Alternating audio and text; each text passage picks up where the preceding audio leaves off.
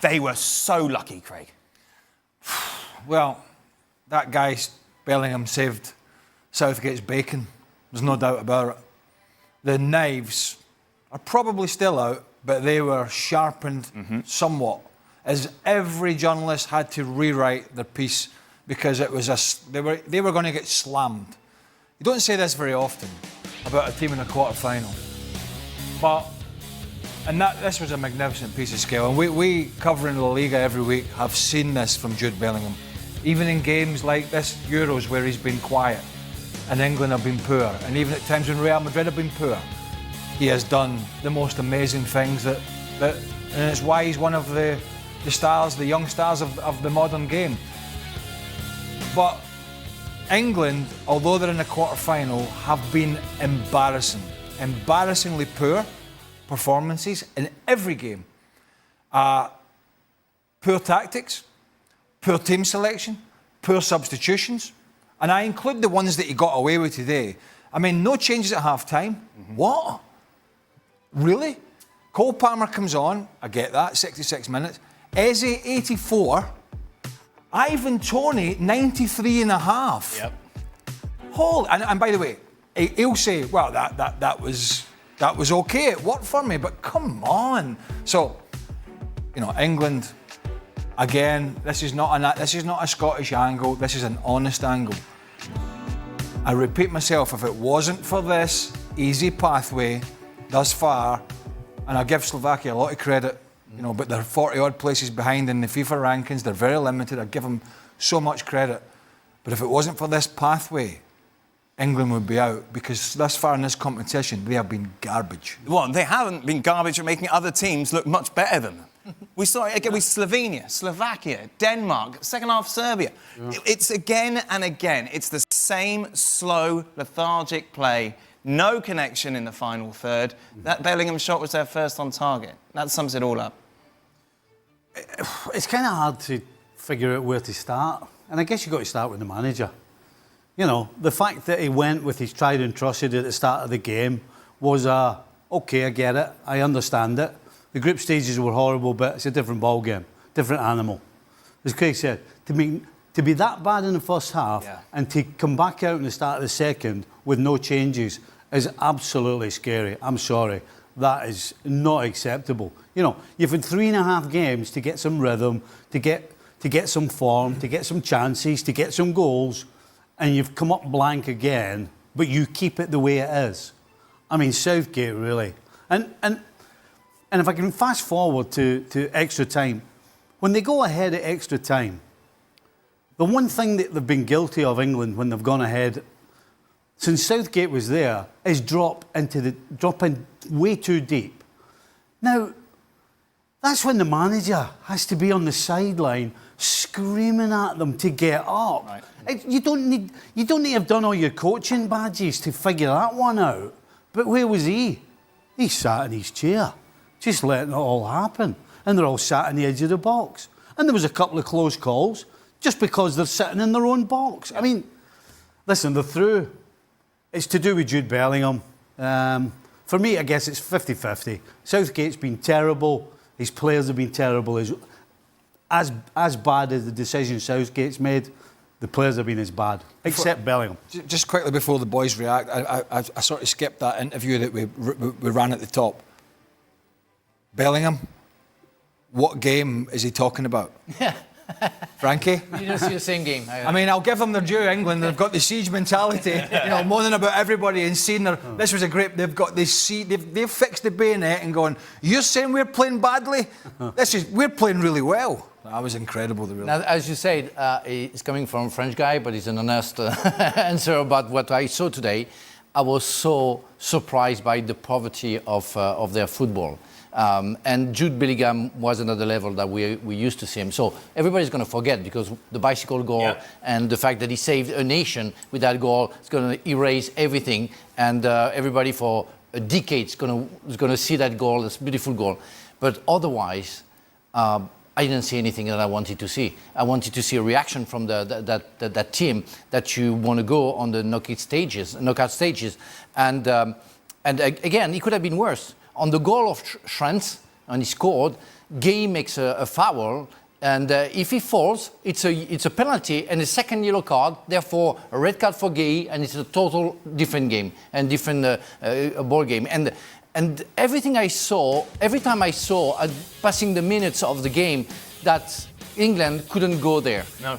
And Slovakia, I would have been upset if I was a Slovakian supporter. I say, you were fantastic for 94 minutes. Why you couldn't hold 1 minute more, you know? But that's football. That's the beauty of football. And special players, sometimes they do special actions. And Bellingham and then Kane showed it to the world. But otherwise, that's so poor. I don't see them going through if they keep on working like that. I suppose the other point, the other changing thing that could have changed the game was that, I can't remember exactly when it was in the second half. Is that the long shot? The long shot. And I think that summed England up, was the free kick was taken and they're just completely on a different page, whoever it was, I can't remember, and Pickford is out. And I think that kind of sums England up. That should have been a goal. It was a catastrophic free kick, and it's kind of where they are and where they've been. They're all over the place. It was 94 minutes and 34 seconds into the game. That's the latest regulation Euro goal by an Englishman. 21 years, 1 day, is the youngest Englishman to score in the knockout stages. We've seen 6 stoppage time goals this season from Bellingham for club and country. And don't forget as well the Valencia one, which got chalked off, which shouldn't have been either, when the ref blew the whistle for full time. And as I mentioned, that goal was England's first shot of the match. Jules, I promise I'll come to you in a minute. I just want to get it from an ex-professional's point of view. Is that why you leave Jude Bellingham on, despite the fact he did nothing in the game? Because someone like that, with that skill, can produce that sort of moment. Absolutely. Listen, generally, I think Gareth Southgate's lucky, because generally, the question you're asking, usually a team has a couple of players who, unless they've lost a leg, they have to stay on, because you know, as bad as they've been, as much as they may not have been in the game, you know you need a goal from nothing. And you need players that can do that. And actually, if there's one thing you can say about England, they've actually got more than Jude Bellingham. And when I say that about players that can produce something from nothing. So he's lucky, you know, we say it all the time. It doesn't matter how good or how bad you are, but if you've got some quality, you can always pull it out. And if you ever want an example of that, you've just seen it today. What were you going to give him, 2 out of 10 before he scored? Oh, no, I was ready to give him a 2, between 2 or 3.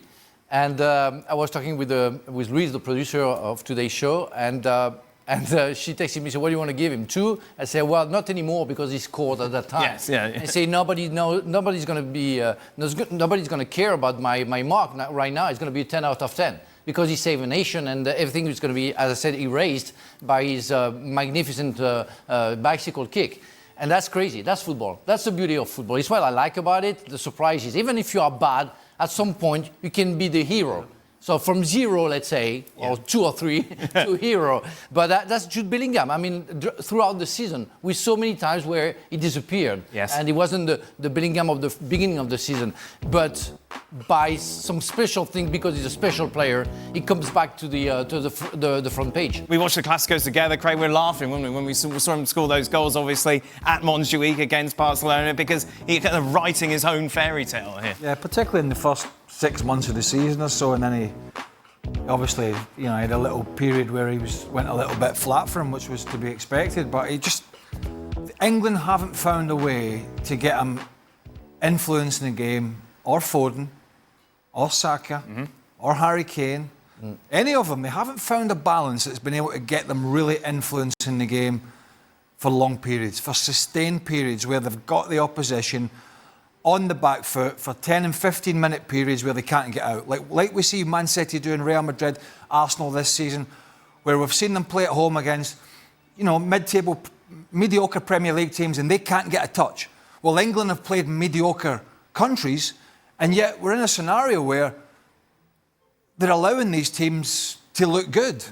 And it's on the man. I think it's on the manager. I really do. I think it's his approach, it's his tactics, it's his team selection, and there's no way they should be allowing the amount of pressure that they've been put under by the likes of the teams that they've played. Jules, the thing that frustrates England fans, obviously, that today wasn't an anomaly. This is expected now with England to play this badly.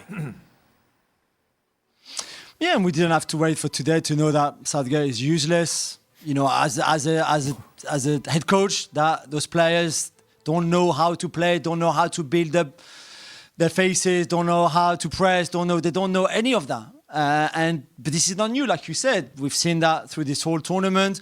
I really thought today they would improve. I really thought to start Mainu, for example, was the start of something better. And actually, we could even argue that this was maybe the worst first half in this tournament, even worse than what we've seen so far. And the only thing I think maybe is the most important now is that they cannot be in denial. Because that Jude Bellingham interview that we played, he's just lying completely. He's lying to himself, he's lying to us, to the fans, because this is not the reality. This is not the truth. They didn't play well today. They didn't control anything, really. Yes, they had the love of the ball, but they had 0 shot on target until his goal. They didn't create anything. There was, again, no structure in their play. There was just nothing. We hardly saw Foden passing the ball to one of the other attackers. Saka was poor. Bellingham was poor. Kane was terrible. Even defensively, where before we could have said, okay, maybe this is the only positive so far. Defensively, they were shocking tonight. Shocking. I mean, Walker on the right-hand side, the Slovakians kept going. It was like the freeway. It was just ridiculous. So as long as they're not in denial, and they are objective on how bad they've been today, and it's a miracle, really, that they've qualified, I'm okay with it. It's this point in the show that I have to shoehorn Manchester United in again. Oh, wow. There we are, 13 minutes in. There we What are. a surprise. There we go. Oh, well, the Cristiano Ronaldo as well for the... Well, no, the reason I do that is I think the buck here stops with the manager. Yeah. England manager, who is in the England job and has done reasonably well with where he's taken them, but again, I think there's reasons for that. He was allegedly Ineos's main man to take over one of the biggest clubs on the planet, one of the biggest jobs, one of the most difficult jobs. Gareth Southgate, identified by Ineos. If you're a Man United fan watching this, that's telling you, like, I don't think they've got many more brains than the Glazers when it comes to picking people. Because Southgate at the end of this game said, in a couple of interviews, I never felt we were going to lose this game. 93, you never, what? Did you really? Yes. He said, I just always had a feeling we were going to get back in. Oh, good. I'm glad that you had the nobody- feeling. Did you see the video of the England fans that actually left the that had ground? left. Yeah, they could hear the roar. They just had enough. Well, you know, I'm What does it tell you about Southgate that he didn't make any changes at half-time? wow. He's lost. Do you think he's scared? Like, Yeah, that's what I thought. I thought he's gone, right, I took Kane and Foden and Saka off, but it was quite deep and it didn't really mean that much. But this is a knockout. Do I take off one of that 4? Or do I wonder if he just didn't want to make a change. Because I can't see any other reason. You keep a player because you think that at some point he's going to do something special. That's Right. we were talking about Bellingham. I think that Saka, at some point, or Foden, would have done something. But we saw throughout the game and throughout the previous game that it doesn't happen. And players like Palmer can take over and be better. So why do you hesitate? Is that because you're incompetent or because you don't see it or because you're scared? I don't know. Maybe the former coach can tell us, but I was amazed. You know what? I can compare with Didier Deschamps. You can say whatever you want about the way he makes his team play, but that's the way he wants them to play, and he has no fear whatsoever to change anybody if he doesn't feel. The worst thing that's going to happen in this tournament, I think, is England to go deep, real deep now. Oh, Switzerland will beat them. And everybody, no, and I say this because I don't mean this badly on Southgate, but the people will come out and say, "Wow, you know, this is a great job." It's not. It's not. England for me, it's a bit. England for me are a side that if they're well, I'm not saying they're the best side in Europe. I'm not saying that because they have problematic areas. But if they were better coached by a real quality manager, I think they would be certainly playing a lot better than this and making the games a lot easier. 100%. And I kind of worry a little bit that it'll be papered over again if they get to like they have a Euro Championships final, a World Cup semi-final, where, by the way, for the sake of repeating myself, the Dalic at Croatia completely outflanked him in that game, and he was left, Gareth Southgate, with his coaches staring into the abyss, didn't know how to change it. And I just think if we would be papering over a multitude of cracks within the way he goes about it if England go deep. Here's the thing, to go back to your question. Sometimes you actually ask a question there really isn't an answer to. Why he didn't make changes at half-time? Because not just that. You've asked about 3 or 4 questions already in the space of, 17 minutes, where everybody's dumbfounded and we can't... You know, you're asking, what's Gareth Southgate's thinking? What an impossible question that is. All the things that we've said are all things that we're looking at a game thinking, he's got to change it.